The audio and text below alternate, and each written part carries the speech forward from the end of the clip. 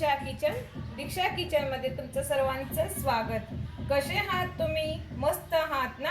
आज बनवणार आपण मंचुरियन बनवण्यासाठी मी इथे एक मोठी वाटी सोयाबीन घेतले। ते आपल्याला गरम पाण्यात सोयाबीन मंचुरियन करण्यासाठी मी इथे सोयाबीन घेतले छान मोठ्या आकाराचे। ते आपल्याला गरम पाण्यात भिजत टाकायचे 10 ते 15 मिनिटांसाठी। तर चला गरम पाणी करूया। सोयाबीन हे आपण गरम पाण्यात टाकले। सोयाबीन हे छान आपण 10-15 मिनिटं पाण्यात असंच राहू देऊ। आपले सोयाबीन टाकून गरम पाण्यात 10 मिनिटं झाले। आता आपण याचं पाणी काढून घेऊया। त्यासाठी मी मोठे पाण्यात टाकून घेते।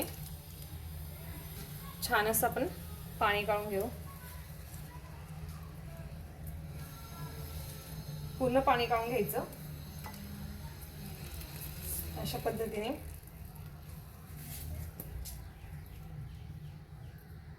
पण त्यामध्ये घालणार आहे अद्रक लसूणची पेस्ट घेतली, थोडीशी लाल मिरची पावडर, 2 चमचे कॉर्नफ्लॉवर घेते, 2 चमचे मैदा घेते, थोडासा सोया सॉस घेते आणि छान आपण त्यांना एकजीव करून घेऊ आणि 10 मिनिटांसाठी हे आपण असंच राहू देऊ। झाकण ठेवून द्यायच्यावर 10 मिनिटं छान एकजीव करून घ्यायचं अशा पद्धतीने। आता 10 मिनिटं असं 15 मिनिटं झाले। आपण आता तळून घेऊया। मी इथे कढई ठेवली, कढईत छान तेल तापायला ठेवले। आपलं तेल छान गरम टाकून घेऊ आपण अशा पद्धतीने थोडे थोडे टाकत जायचे।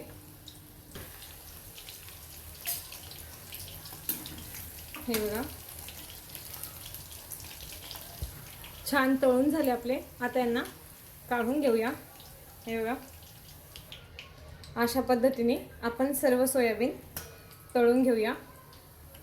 ती कढई ठेवली, कढईत तेल टाकून घेतले, अद्रक लसूण पेस्ट घालते, छान परतून घेऊया। कांद्याचा 5चा कांदा घेतलाय, छान परतून घेऊ। सॉस ॲड करते, टोमॅटो सॉस ॲड करते, थोडंसं सोया सॉस ॲड करते।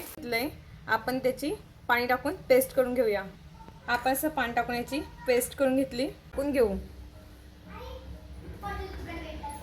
छान परतून घेऊया। तळलेले मंचुरियन ॲड करू। आपण छान करून घेतलंय। वरतून थोडीशी कांद्याची पात घालते आणि परतून घेऊया। हे बघा आपले मंचुरियन हे तयार झालेत। आपले मंचुरियन हे तयार झाले। तुम्हाला आवडले असेल तर करून बघा, खाऊन बघा। असेच नवनवीन व्हिडिओ बघण्यासाठी व्हिडिओला लाईक करा, चॅनलला सबस्क्राईब करा। थँक्यू।